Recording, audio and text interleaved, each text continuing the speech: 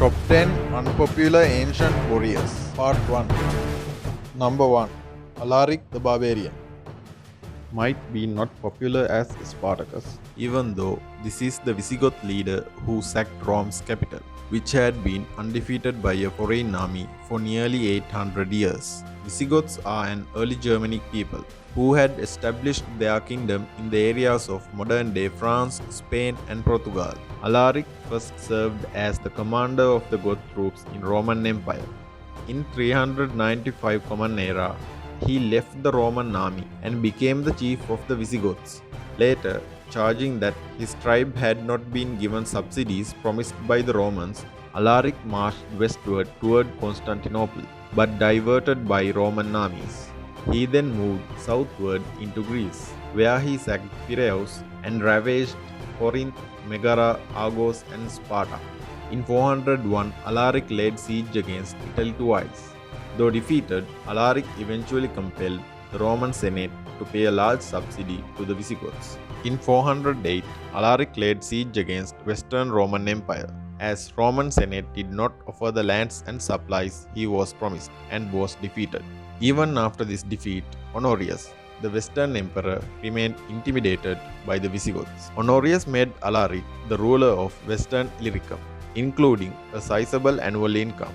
This might have been enough for Alaric. However, Honorius did not keep all the promises of the appointment, and the Visigoths prepared to attack again.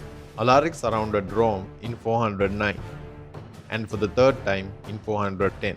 Allies within the capital opened the gates for him on August 24, and for 3 days his troops occupied the city, which had not been captured by a foreign enemy for nearly 800 years.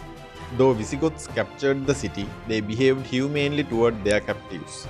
After the siege, while marching northward, Alaric died in the same year. An interesting fact is, though renowned as a barbarian, Alaric really was a Christian.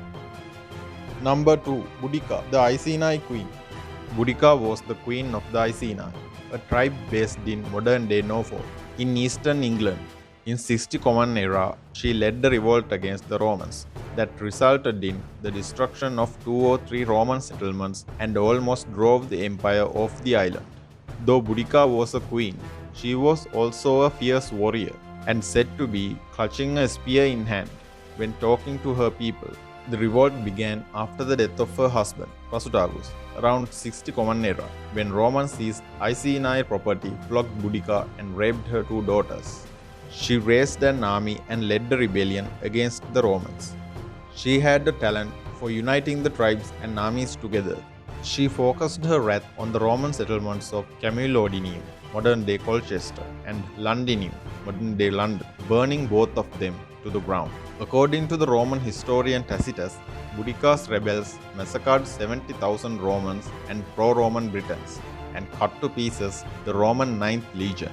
In defense, Paulinus met the Britons at a point thought to be near present-day Fenny Stratford on Watling Street and regained the province in a desperate battle. Upon her loss, Boudica either took poison or died of a wound. While Boudica's rebellion failed to drive the Romans out of Britain, the Iceni queen has become something of a modern-day heroine. Number 3. Horatius Cocles, the one-eyed hero. In 509 before Common Era, King Las Porsena, the ruler of Clusium, was at the head of an army that marched on Rome. Concentrating his forces on the Etruscan side of the Tiber, Porsena assaulted Janiculum Hill and seized it and all its material from the terrified Roman guard.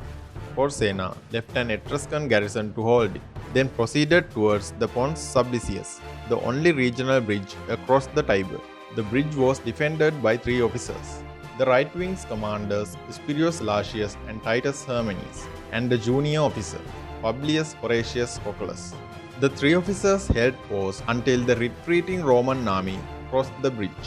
The Etruscan armies were attacking continuously. Hermannes and Lartius, their defensive arms being now rendered useless by the continual blows they received, began to retreat gradually. They ordered Horatius to retreat with them, but he stood his ground. Understanding the threat to Rome if the enemy were to cross the river, he ordered his men to destroy the bridge. The enemy was shocked not only by Horatius's suicidal last stand, but also by his decision to use a pile of bodies as a shield wall. Horatius was struck by enemy missiles many times, including a spear in the buttocks. Hearing word from his men they torn up the bridge, he leaped fully armed into the river, and swimming across, he emerged upon the shore without having lost any of his weapons. Some stories say Horatius was struck by an arrow in an eye. He pulled out the arrow and continued fighting, which gave time his men to destroy the bridge. The name Cocles means one-eyed man. Etruscan armies had to fall back at the moment as the bridge fell. Later, now disabled Horatius received a crown for his valor in battle and was given land. Number 4. Cynae, the Macedonian Amazon. Born in 357 BCE, Cynae was the daughter of the Illyrian princess Odata and King Philip II of Macedon, making her the half-sister of Alexander the Great.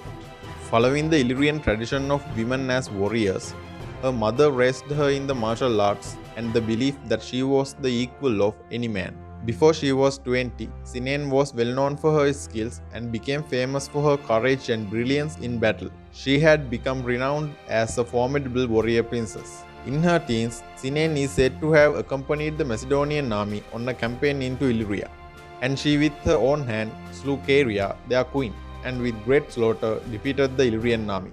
Though renowned as a warrior princess, she is known more for her power plays. When Philip II died, she tried to persuade her husband Amyntas to take up the throne, but he did not come forward, which was a grave mistake. Knowing her intentions, Alexander the Great, after his succession, had Amyntas killed and tried to marry her to an ally. She refused all proposals, and one time the groom died of a mysterious illness just prior to the marriage. Then after Alexander the Great died in 323 BCE in Babylonia, his generals put his simple-minded half-brother Philip III in throne as a pawn. And when Roxanne delivered the Alexander's heir, generals planned to declare co-regency. Recognizing the opportune moment, Cynae planned to marry her daughter Aedia to Philip Aridius. She marched towards Babylon with Aedia and her army.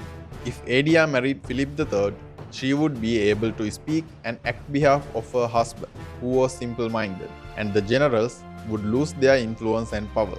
Knowing this, General Perdiccas sent Antipater to stop her, but was defeated by Cynae. Perdiccas then sent his brother Alcestis, who had been one of Cynae's companions at court when they were young, in hope of turning her around.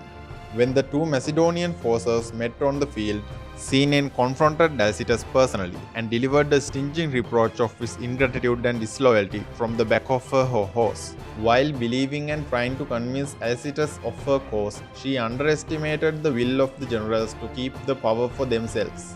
Alcestis killed her even before she could finish the speech. With Cynae's death, Alcestis thought any questions about succession would die as well, and his brother and other generals would be secure in their plans. When the Macedonian army witnessed Cynae's assassination at the hands of their general, however, they revolted and demanded that Aedia, Alexander's niece and Philip II's granddaughter, be married to Aridius, as Cynae wished. Eventually, Aedia got married to Philip III and changed her name to Eurydice, and she ruled in his stead. However, that was until Olympias killed her and her husband. Number 5. Fu Hao, the oldest woman warrior.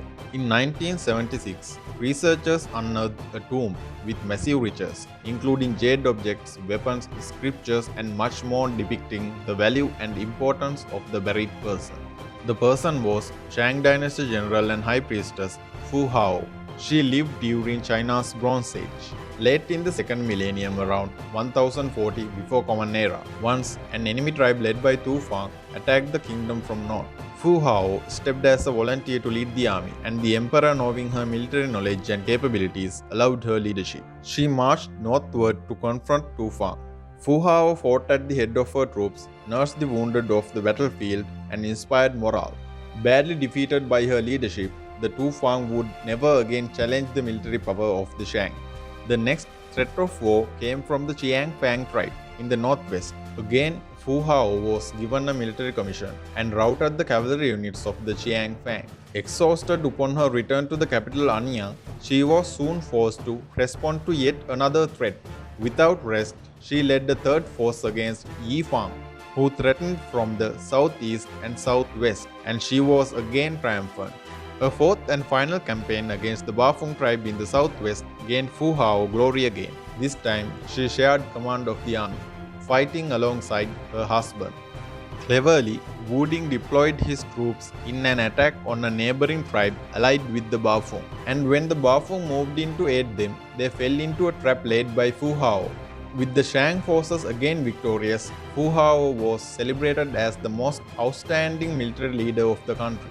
Sadly, upon returning, Fu Hao fell ill, mostly from exhaustion. While she was ill, her son, the heir, died, making her more devastated, and died shortly after at the age of 33. While there were many women military personnel and generals in Chinese royal dynasties, Fu Hao was considered to be the oldest and the most fierce woman general. We'll be back with the top 10 unpopular ancient warriors part 2. Meanwhile, like the video, drop your ideas in the comment section and share the video and subscribe the channel for more videos.